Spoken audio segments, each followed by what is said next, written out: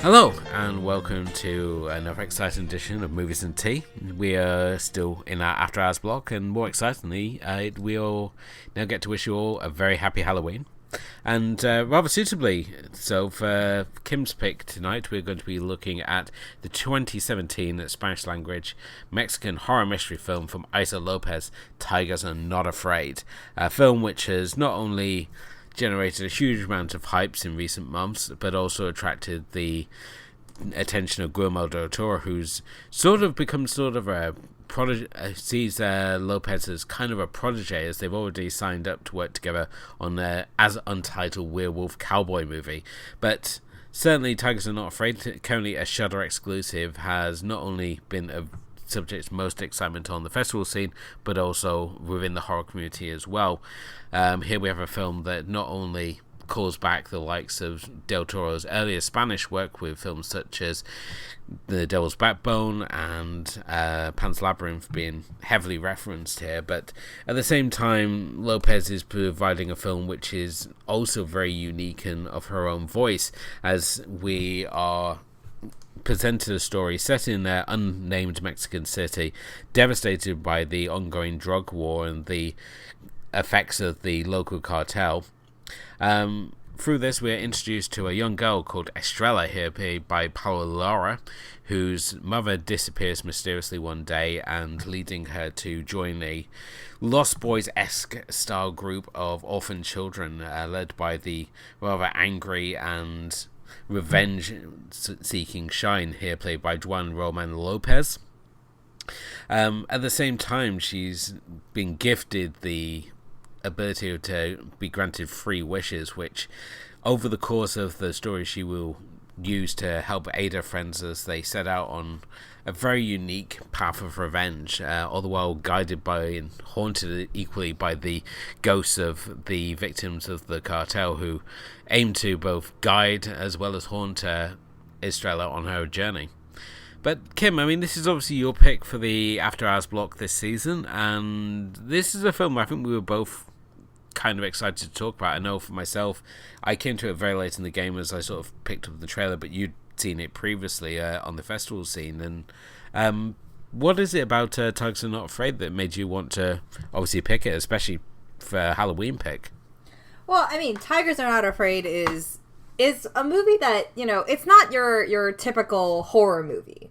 There are a lot of kind of horror elements in it, like you said, you know, ghosts and stuff like that, but a lot of it is, you know, a dark fairy tale, and I'm a big fan of dark fairy tales, and I think that obviously drawing that connection to, I remembered in the festival scene, I think one of the things that a lot of people brushed it off, but the first group that went to go see it started talking about, you know, how it was very similar to, you know, Guillermo del Toro, you know, with Devil's Backbone and Pan's Labyrinth, more commonly named, obviously. I guess it's more widely seen also.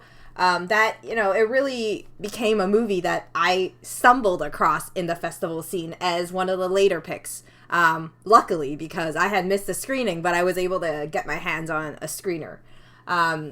So obviously, you know, my first viewing experience was one with watermarks and stuff like that. So this viewing was really good because I actually, you know, got to see it in the way it was supposed to be seen, you know, without that sort of watermarks and all those things. So a lot more details came into play. And when you're watching this, you know, it feels, you know, I guess because it's a repeat watch for me, I noticed a lot more little things that showed up and little things that they did and different references and stuff that really, you know, I think it's one that I would go back to, and I think that, you know, it really holds up even in a second viewing. Definitely so, and I mean, right from the start, we've got the element of fairy tales that's been discussed by Estrella's class, and I mean, right there, we've got one of Del Toro's favourite things in the world is fairy tales, and especially if he can find dark fairy tales to share with his audience. And it's easy to understand why people obviously want to draw comparisons to Del Toro's work. I mean, especially, I would say more so for like Devil's Backbone, and as we saw throughout our whole season we did on Del Toro, this film really sort of resonates with his Spanish language work rather than his work that he did for the American audiences, so things like Blade 2 and Pacific Rim, it's very much as in tune with like the Spanish language films that he did. And the film, as I said, I just found myself constantly coming back to like Devil's Backbone as like that key film that I wanted to sort of compare it to. I mean, certainly both films have got ghosts guiding a young hero, or in this case heroine, and certainly here with, I mean, the ghost element sort of introduced very early on. We see sort of like the spirit lines, and Lopez, I mean, she never actually explains how the ghost element works in the films. It's just present and leaves it to the audience to sort of figure out how it works themselves, whether the ghosts are good, whether they're trying to guide Estrella or not. So, but I really think that, you know, the ghost element comes a lot with it's like sometimes when you kind of like call up something by doing another thing, and for her it all starts when she makes her first wish, and that really, you know, triggers this set of events that go on, where, you know, she begs for pretty much to see her mother again, which is because she doesn't know where her mother is, and because of that you start seeing these ghosts appearing, this figure in her house, and she starts being haunted by these creatures who are reaching out to her and talking to her, and they pretty much, you know, follow her throughout the story, whether it's, you know, in that, you know, blood that's following her, or that sort of stuff. Just like, you know, this group is, you have this kind of like more, I guess, darker element in the story. I think that, you know, the parallel of this is how the kids always refer to all their fairy tales and all their stories they believe in revolve around tigers, and tigers play such, you know, a big part in the story, whether it's, you know, her starting, you know, the starting of the movie where she writes her fairy tale about a prince who wants a tiger, and you know, it goes towards to, you know, when Shine talks about tells his gang of friends, and more comforting the little boys and stuff about, you know, the powerfulness of the tigers, and it's in a way that's his fairy tale for the kids to believe a little bit more. Yeah, definitely. When we have Shine say, given his version of the tiger fairy tale, it felt almost like that this tiger fairy tale had been part of the local culture, and it's sort of passed on from generation to generation, and depending on your sort of background is how the story is presented. So obviously with Shine's character, I mean, the tiger is this creature who's very much a protector, and with Estrella, it's sort of very much a sort of like seen as a sense of sort of status, and it's funny the fact that how these children, they're still got this innocence to the world around them. They still, even though it's like a very adult world they're constantly surrounded with. I mean, we've got the fact that the gangs are constantly moving on the city, so more and more of the buildings are becoming empty. The city itself is under such stranglehold, it's become like a ghost town. People are just randomly disappearing, and the police are powerless to do anything. And even when presented with evidence of what the gangs are doing, they want no part of it whatsoever. And yet we've got these children who, as I said, they're just constantly exposed to these things. So we're 10-15 minutes into the film and the school's being shot up by the local gangs, and yet these children are still able to find these moments of pleasure and innocence, as we see later in the film when Shine's gang break into a sort of an abandoned mansion style hotel, building. I guess.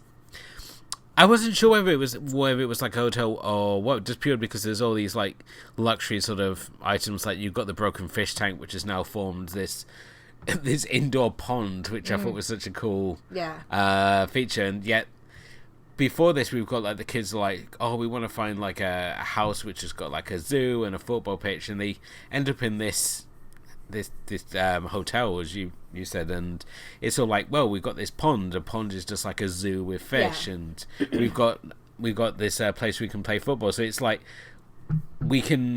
our dreams can still actually come true, even though we got potential of being like shot by cartel members who want to understand, in particular the thug Coco, who we see Shine steal a phone and a gun from at the start of the film. And it becomes this real sort of central plot point of the gang trying to constantly get this phone back, and what the phone sort of symbolizes to not only the gang but also the different members of this sort of Lost Boys troupe, because it's obviously got for Shine, it's got photos of his mother on there. For Estrella, it's sort of like it hides like the truth of what happened to her mother, and obviously to the gang member Coco, it's really obviously this incriminated evidence of what they've been up to, as he's obviously got these videos of them carrying out horrific acts of torture and murder. So yeah, and I think that going back to the point about the kids, there is this really great innocence to them, and I think that that's what makes the story so great, because it if you draw a similarity to it, it's really similar to the Devil's Backbone situation with Guillermo del Toro, where these kids are in an orphanage and yet they're surrounded by war, and they're able to still play, and with they had like that big bombshell in the center of their yard, and they were still able to play. Just like here, it's like the world around them breaks apart, and they're being followed and being chased down by this cartel, and for no reason, because they don't even know why they're being chased. They only think that they want to get back the phone, they want to get back the gun, but they don't really understand the significance until when they start looking further into it. And in that sense, like these kids, I think it's crazy, because you have these little subtle things, like some guy is shot down in the middle of the street, and the kids are playing with the caution tape. Oh, I love that scene so much. It's the fact that the fact that they just the fact you got the guy around the corner and he's just there bleeding the street, and you got people onlookers gathered around, but these kids are completely unfazed, and as you said, they're playing with the tape, and it was such a great shot that was. Yeah, and you go to this thing and you're just like, it reminds us, I think, the movie also reminds us that there are people in very bad situations who, the kids still holding their innocence, are able to find simplicity and find their interpretation to make life a little better. Just like, a pond of fish to them is a zoo. Whereas, it's kind of like to them that a pond is a pond, right? It's more like an aquarium. It can't be a zoo to most people, but to them, these little things, like you don't have a soccer field, but we can make one. There's a bag of balls here that we can play with, and there's all these little things that happen, and it's that element of innocence that also, helps it when we see these tigers come to life, and it's all these drawings, this graffiti that Shine does on the wall. We soon realize, and the pictures on the walls is kind of like a sign of him and his gang as they go through the streets, and in each of the pictures you start seeing these little details, just like in one of the shots they take a picture of like the boys, and they all have their names on there, and it's like before these characters are even introduced formally, we kind of, when you look at the picture, you kind of know the names. And then the same goes for, another shot when you see all this graffiti drawn of the cartel with, Kako, and then obviously their big leader, Chino, and all that stuff. You see these characters and you have all this stuff there. And obviously the central focus is, I love how, these tigers all come to life. I'm a big fan of tigers. So I really, really love I think this movie was just so attractive for me because of the emphasis on tigers and all those different ways that it came to life and all that sort of stuff. Definitely so. And these boys they're basically, I mean, they obviously start off with the tiger as the basis, sort of basis of their own sort of fairy tale, and they sort of build on, so the tiger becomes this symbol of protection for them. As you said already, you've got Shine spray painting it around the city, and he's almost sort of illustrating the lives of that they're leading through the graffiti that he spreads throughout the city, which obviously if you're on the run from your local gangsters probably isn't the wisest thing to do. And I had to wonder how the cartel are constantly able to find them wherever they happen to be. The cartel is constantly able to find them, so that was one of the sort of things that did throw me off. But I mean, the situation here with the cartel is so different than any other sort of like crime situation that we're perhaps used to when we obviously see gangs on films. The fact that here with the Mexican drug war, I mean, the gangs are so powerful and all controlling. The fact that we've got the leader of the cartel actually campaigning to be a political figure. We see adverts around the city for him to be like this upstanding political figure, and it's sort of like, wow, the gangs have so much money and influence that they can now run for office as well. So it's and we get hints of the fact that this gang have got like satanic tendencies as well, which felt a little underplayed. I mean, we get little hints of it at the beginning, such as when she goes into the house of one of these gang members to originally assassinate him, and that finds all these kids in cages, which are apparently being used for like satanic sacrifice. And it felt at that point that the whole satanic angle of these gang members kind of got put on the side, and it was kind of a shame it's never properly explored whether they were actual Satanists or if it's just part of their sort of legacy they're playing up, that, you know, we're protected by Satan. But I think that in a certain way, if it did add in too much focus on the satanic rituals and stuff, it would have convoluted the story a lot more. Right now, the story's focus is on the kids. It's on, you know, their survival. It's on kind of like a more dramatic angle, I guess, where you kind of see that darkness, and that the horror of it is in these gang members who are chasing them, and the life that, you know, the horrors of reality, I suppose. And it kind of like, you know, is still, I feel like the gangs probably weren't used as much as they could have been used, but in certain ways it still works a lot because you give these kids different spotlights and the different places that they have to go, and it's kind of like their journey into this, as, you know, you see how they deal with all the situations that they have to go through. Yeah, and I mean, certainly when, I mean, we're obviously drawing a lot of comparisons here to Del Toro's similar films. I mean, but I found that with Lopez's vision, it's certainly a lot more grounded. She doesn't go for the fantastical elements as much as like Del Toro does, especially in the case of like Pan's Labyrinth, which was, it was almost like you had the two worlds. You had like the real world where we've obviously got the Spanish Revolution happening, and then we've got the fantasy world where she's off completing like the tasks, and she's like seeing like the giant frog and the blind man. And with this film, it's very sort of grounded, as where there are obviously those supernatural elements to the film. They never seem to felt like that they were sort of like overwhelming, and we were never sort of lost focus of sort of the grim reality that these kids facing. I mean, the fact that we got adult on child violence here, which is absolutely shocking, and it's characters that you would deem like the most innocent that are often the ones who fall first. It's not the ones who are sort of putting themselves out there on the front line. It's these sort of people on the sort of sidelines here who are sort of falling victim in the crossfire between these two forces, really. Yeah, I mean,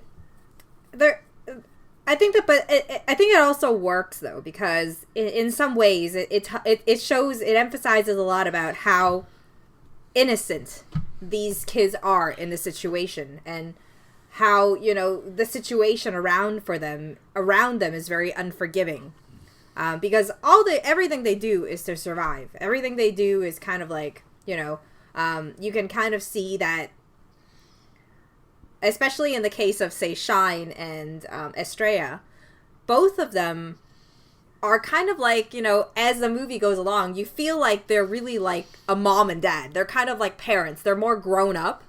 They're more adults. They've kind of really like grown to take care of the younger ones in their group, to kind of like preserve their innocence a little, because if they don't need to worry about as much, then obviously someone standing up for them, then they can still retain a lot of their innocence, and that's how, you know, I think the story makes, you know, the loss of these characters sometimes, when it happens to be, it hits you a lot harder.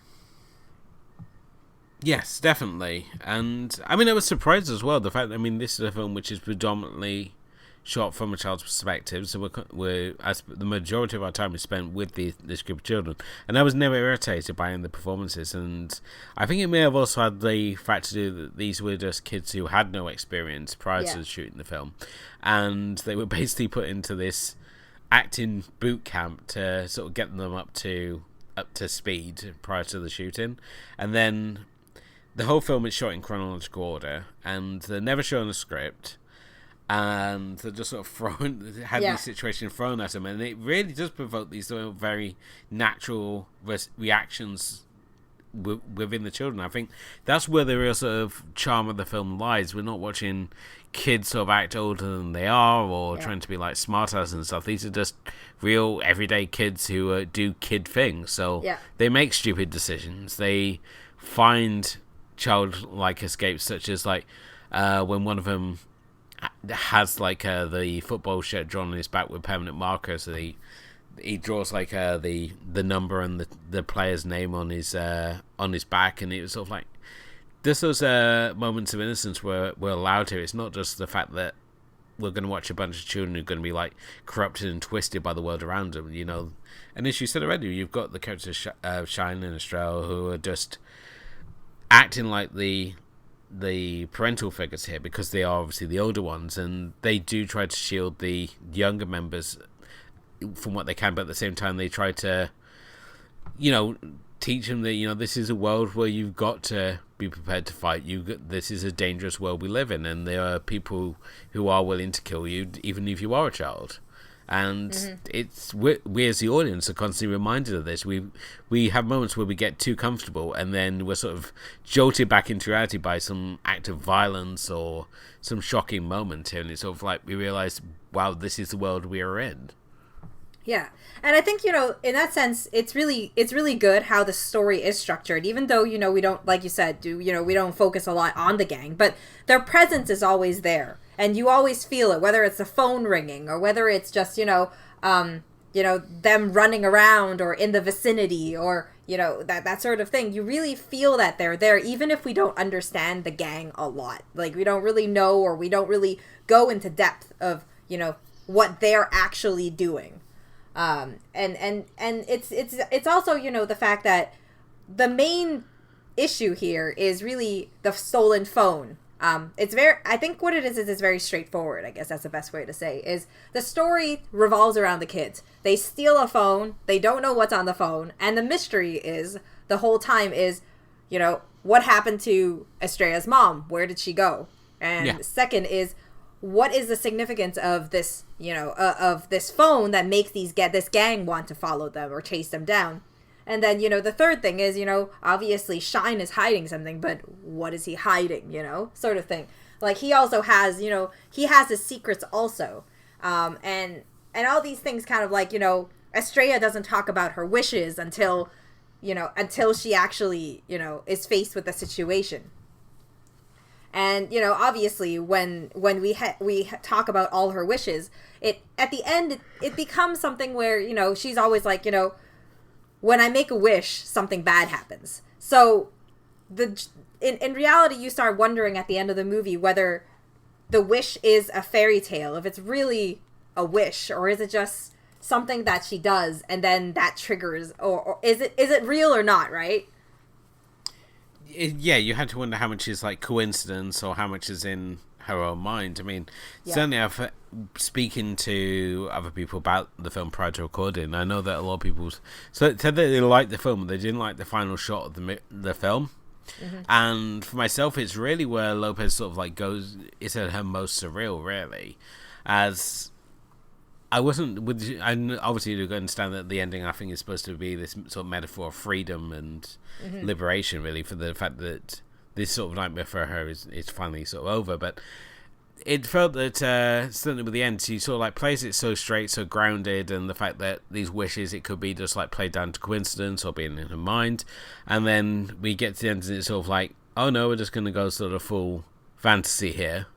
We're just going to pull out all our sort of horror tricks and stuff, and we're going to use it. It's all going to come together for this final sort of payoff sort of sequence, and it's in one way, it kind of made sense because obviously when we talk about these ghosts that are like constantly talking to her throughout the film, and the fact that they want revenge on this cartel leader, so by her delivering him to them, it sort of made sense in that respect. But at the same time, it felt like Lopez in kind of way was kind of cheating away the fact that she's managed to get this far without sort of going into like supernatural and sort of using that to sort of, especially when she's like played so much of the film for like, you know, coincidence or whether it'll be just in the heads of her characters. So for her to sort of like say, you know, this is actually happening, it left me feeling kind of mixed on the situation. I mean, I liked the ending, but it just, as I said, it just felt very out of tone with the rest of the film. I don't know. I think I view it in a different way, is that I think that it was deliberate to give these supernatural things kind of like, oh, is it happening? But at the same time, say in terms of the ghosts and the spirits, it really feels like, you know, that part is real. And, you know, Mexican lore really, you know, a lot of movies in Mexican movies and such or happen to, you know, believe in the supernatural and ghosts and that sort of stuff. So it's not, you know, too far-fetched to think that this is part of the movie, and that aspect is real. Where things become a little bit more is, you know, obviously at, you know, the final shots, and that would be, you know, like you said, this symbolism of freedom, where she sees, you know, a lot of stuff. You know, she runs into pretty much a field, and you see all this kind of more, you know, like the world is changed now. It's not, you know, the broken city that's on the other side, I guess. And I think that, you know, in some ways, I think that it's a good ending, because it kind of is kind of like her escape. It's kind of like, in some ways, she still believes in this fantasy, and it ends in the fact of, you know, what we've talked about, you know, which kind of like is a link to, say, a Coppola film in that sense, where she starts is kind of where she ends, but just it becomes her reality. And in the beginning, we talk about fairy tales. So at the end, what she does is she embraces the fairy tales that she's talking about, you know, how tigers are not afraid. You know, tigers, you know, there's a whole talk about, you know, the story about tigers not being afraid, and about the prince, and, you know, the prince finding, you know, the prince finally finding themselves, and how tigers are, you know, how tigers are not afraid because they went through bad stuff and came out the other side. And in that sense, the ending of the film embraces that whole idea they were talking about the entire movie, and brings together that point of why these kids are so obsessed with tigers. And the symbolism of the tigers in this is much stronger, because it's like, you know, they find their freedom. They remember who they are, that they're warriors, and that, you know, they're the king of this kingdom of broken things. At least that's what they said in this translation. And I think that it's such a beautiful ending. I don't know. I just really like this movie. So maybe I'm biased, but I really like, you know, the way it uses the symbolism, and it doesn't forget that, you know, we talked about fairy tales at the beginning. So we're going to end with that as well. Definitely so. And I said when we talk about the ghost element here, and we saw this again with Devil's Backbone, the fact that the ghosts we see in this film are representative of how these people have died. Obviously, within Devil's Backbone, we've got the sort of watery ghost there, which gives us hints of where his body lies. And then we obviously, when we have this film, we've got these revenant-like beings who are just wrapped in plastic. Which is such a really cool visual, it has to be said. And certainly when all sort of the spirits of these cartel victims suddenly start coming to her at once, and we see her running through the streets, and like every corner she goes, there's just more of these revenant creatures around every corner. I thought that was a really cool sort of shots, and it did obviously make me question, like, do we see her sort of grow at all throughout the film, or does she sort of like be like one of these few characters who actually sort of retains her innocence throughout the whole film? I mean, is she still the same girl that we see running out of her mother's apartment at the start of the film that she is at the end of the film, or has she sort of like adapted and become sort of more tougher because of the things that she's gone through and the things that she's obviously seen on her journey. I don't really think that. I think that she's grown in the sense that Estrella, in the beginning, she, compared to, you know, like Shine and his gang of friends and gang of kids, pretty much, she starts off in a much more innocent way. She starts off, you know, behind what they've already been surviving on the streets for a while, whereas she's just getting into this world of having to survive by herself, and, you know, somehow being you know, as a cause of what happens to her mother, that she's stuck in this situation of having to deal with this whole, like, living on the streets. And in a way, she's learned a lot through this, and she's become stronger. She's found the courage. But does she really lose her innocence? I don't really think so. I think that, if anything, Estrella's character learns to be stronger. She finds her courage. You know, she finds how to be a warrior.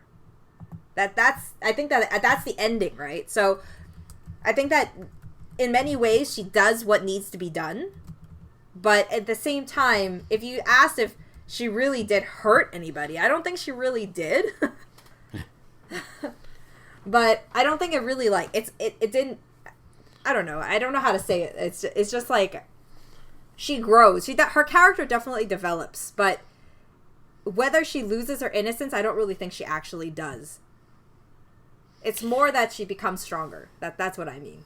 Yeah, I mean, certainly when, as you mentioned earlier, when we look at Shine, who's obviously been on the streets a lot longer and is this sort of much tougher persona, and I think it's also the fact that of what he's been through, because he's obviously got the visible burns on his face. He's surrounded by people who like him, who've seen their parents taken away from him and just, like, left as a street orphan because of the situation affecting the city, and the fact that no one is able to do anything about it. It's just this ongoing nightmare that the people in the city they just have learned to live with.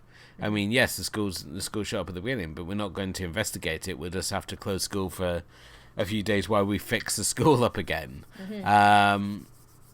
This is just the situation these people are forced to live into, and the fact that because of this, I mean, these people are sort of like, even if they're not murdered or disappeared, it's all it's doing is turn this city into, like, this absolute ghost town. And it's such an interesting location to have this story unfold over, because it's quite unlike anything that we've seen in other films. And I think whether it's just the fact that it's a Mexican production gives it that edge, and it felt that, yes, we're getting a ghost story, but at the same time it's not sort of a ghost story that we've seen before, because it's drawing in so many other elements of other sort of films of similar situations. I mean, like, as I said, you've got the Mexican drug war there, you've got street gangs, you've got, as I said, this whole different locale, which is completely different from sort of like the Edwardian manners that we obviously have with British horror, or the, you know, the spooky locales that you have for American horror. Here we have, like, a city of where it's, like, constantly sunny, and a lot of the film is sort of taken even in, like, sort of permanent midnight or brilliant daylight. And these are very sort of as I say, it just feels like such a fresh vision, especially for, like, for a much worked genre like ghost stories.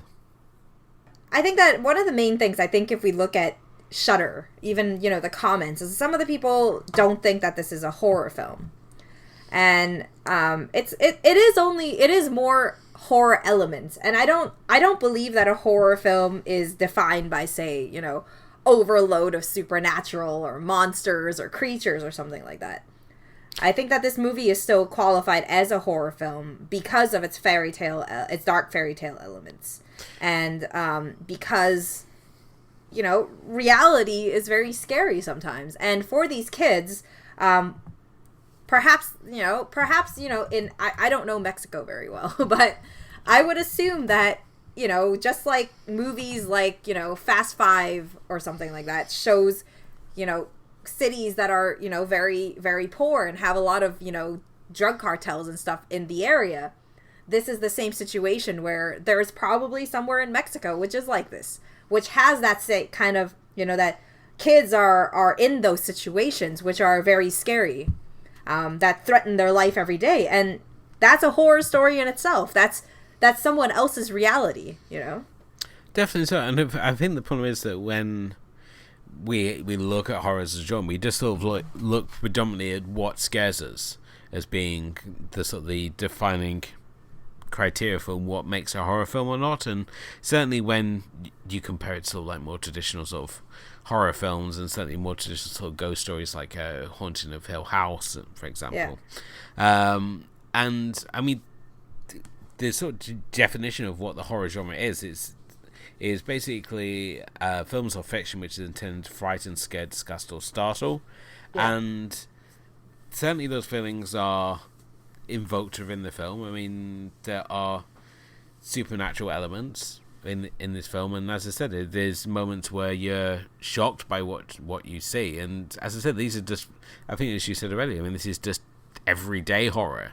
It doesn't have to be overly supernatural for it to be a horror film. And I think perhaps if the fact that Lopez isn't going as hard as she perhaps could have with like the gore and the shocks and that, and determined to instead just like keep it on a very sort of human level and sort of a more emotional response, which I think may lead some people sort of detracting. But at the same time, I think if you like what Del Toro was obviously doing, like Devil's Backbone and Pan's Labyrinth, I mean, those films we're constantly coming back to here, then I think that there's definitely a lot to enjoy here. Yeah, and I think that this is kind of like the charm of indie movies, is that it functions on a smaller scale, but a lot of them remember to be a lot more grounded as well. And it's fresh because, Hollywood horror has really distance itself from that. It likes to be, going for those obvious scares or obvious predictable paths. And what really makes indie films really grow is seeing people with these ideas of, bringing different cultures and different worlds, bringing the world closer together, I guess. Seeing, just what's the things that we don't see in other countries that are going on, perhaps. Maybe a bit dramatized. I don't know if that's the case here, because I don't want anybody to be like, oh, you don't know what's going on. I don't. I admit that. So maybe it's dramatized. Maybe it's a reality. I don't know. But I still feel that this movie is really good because of just, the fact of, being grounded. And the smaller scale really does it really a lot of points, because it keeps the plot very tight and not as convoluted as there's a lot of things here that could be, expanded on. But I don't really think it was necessary to do it. Certainly not. I mean, I'm excited to see what she does next. Yeah. I think that's the most exciting part, especially now that she's sort of become this protege of Del Toro. And in many ways, it's when you look at all the great directors, the fact that they've sort of become proteges of someone else further down the line. I mean, obviously Del Toro was protege of Ambovato, who basically who saw like Kronos and said, whatever you want to make next, I will fund it. And then obviously went off to do Devil's Backbone. And I think sometimes it's just about getting the right people together. And I think certainly when you have like a name like Del Toro attached to a film, I think it opens a lot more doors, the same way that if you have like, for like Eli Roth had been attached to Tarantino, the fact that Hostel is a Quentin Tarantino presentation certainly opened up a lot more doors than if it was just like Eli Roth presents. Certainly when you look at the quality of Eli Roth's movies, you can certainly credit a lot to Tarantino opening those doors for him. So I think, as I said, I think it's going to be really exciting to see what she does, and the fact that she's not just doing the same thing again. It's a werewolf western, which is I've just been dredging my memory of like any western horror films I can see, and certainly there's quite a few zombie horrors, but it's not one I've seen. I've not seen any werewolf cowboy movies, so that'd be really cool to see. I mean, in general, western is not so frequent now. And, well, I mean, obviously it's a bit more frequent after, Bone Tomahawk and stuff like that became a success. And in terms of Werewolf, I mean, it's so underused that I'm really interested to see, these two minds working together and what they can create. Because obviously, we're a big fan of Del Toro, as people can see. If you haven't, well, go and listen to our season 2. And, I really like Lopez and, just the mind that she has in like the things she's trying to create. So I'm really interested to see, obviously I want to try and catch up to previous movies that she's done eventually. And at the same time, also, keep my eye out to see where this werewolf Western is going to go. I'm not a big fan of Westerns, but maybe she'll change my mind. It's such an intriguing concept. I mean, obviously you've got the native, if it's obviously set in the Wild West, I mean, you obviously got the Native American angle. There's obviously connections there with like shamanism and people turning into animals. So you've obviously got that connection there. I mean, we got a hint of what could be done if you put werewolves into a sort of like that sort of segment. When we look at Love, Death and Robots, we obviously had what would happen if we put werewolves into the Afghan war. That was pretty cool. So if we put werewolves into sort of the Western setting, whether it's sort of like a dog soldier style thing where it's sort of like cowboys versus werewolves, or if it's, as I said, just like a gang of outlaw werewolves who are sort of like living this sort of bandit sort of lifestyle, there's a lot of possibility there. And much like the Eastern Westerns, I'm really sort of excited whenever someone brings a new spin to the Western genre, because I always find it like one of the more difficult genres to get into. So when we have, as I said, like the Eastern Western things such as like Shinjuku Western Django, The Good, the Bad and the Weird, or even like you mentioned already with like Bone Tomahawk, Craig Zar's Cannibals versus Cowboys Western, which was a slow burn but a real sort of fun, refreshing change. Mm-hmm. Further watching, if you do like Tigers Are Not Afraid, what would you suggest watching next? Well, I went very dark fairy tale angle, so obviously, the obvious ones are the ones we've mentioned, like Devil's Backbone, Pan's Labyrinth. Yeah. A plug here that if you haven't seen it, we've reviewed all those in season 2, so you can hear our discussions. After that, I kind of jumped forward a holiday and went for Krampus, which is also a dark fairy tale about, kind of like a dark Santa. I don't know how you call Krampus. Krampus is a Germanic fairy tale. He's sort of like a demon version of Santa who kidnaps wicked children and gives out. I get him confused, and there's also Sant, who's from the Netherlands, who gave out like whipping rods to parents of ill-mannered children. So Krampus is become sort of like in vogue at the sort of the last couple of years. He's I'd say sort of the demonic version of Santa. Yeah. So we've seen him in obviously like Rare Exports, and we saw him as you said in Krampus, which is awesome. Yeah, Krampus is great. I mean, you see, a lot of channeling some creepy snowman, and then there was like gingerbread fights and gingerbread men fights and all that kind of stuff. It was a super fun thing. It was a really, really fun movie. I guess a bit slow sometimes, but I don't know. I had some issues with it when I first saw it, but I don't. But a lot of it made up for the little Christmas things really worked well. My second movie would be 2009's stop motion dark fantasy horror film, Coraline. I'm a big fan of Coraline. So it's about, a girl who moves to this new place, and then she discovers this parallel world where behind a secret door where it's like a new home. She sees a mom who seems to be really nice to her, better than, the one that she has right now. Doesn't give her a hard time, but, creepy as hell because they have buttons for eyes and all that crap.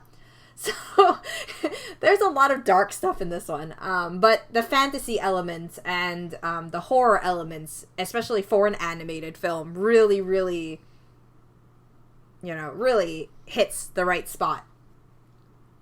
And the last one, I'm going to come back into reality a little. And it's going to be also a movie that I caught at a festival, at the Fantasia Festival. And this is a Irish horror movie. 2005 Irish horror movie, which focuses its elements around pretty much, I guess you could call it the evil is really demonic creatures in the woods who turn out to be kind of like evil fairies sort of thing. It's really interesting. It's a fun movie to watch. Very dark. I don't know how to say it, but I don't remember a lot of it, but I remembered it having some really great elements there of fantasy and changing those fantasies into kind of just horror creatures. So yeah, what was on your list? For myself, it's more just about the horrors of the street life, really. And first up, my most obvious one would be Sicario from 2015, again about the Mexican drug cartels.